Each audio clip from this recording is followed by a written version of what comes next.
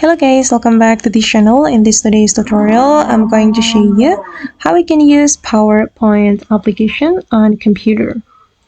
Okay, let's get into it guys. I have opened my computer and first thing first, I'm going to open up the PowerPoint application. Basically, we can use this application to create presentation. And if you want to start to create new presentation, you can click on this new option. And I'm just going to choose blank presentation. Okay, and here we can customize the presentation according to our needs. We can apply theme or apply the design template from the PowerPoint. And I'm just going to apply this one, for example.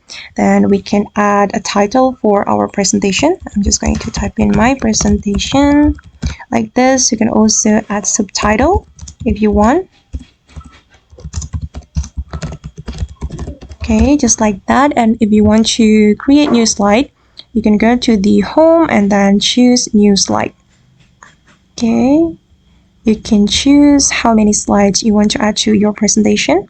And here we can click to add like title. And I'm just going to add slide 1. Then here you can add image and then also icon, chart, graphic, or up to you guys, or 3D model as well, and you can customize it as you like.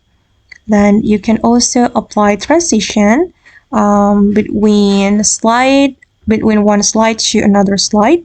I'm just going to click on the transition and I'm going to apply this warp transition. Okay, and for the slide 2, I'm gonna select reveal.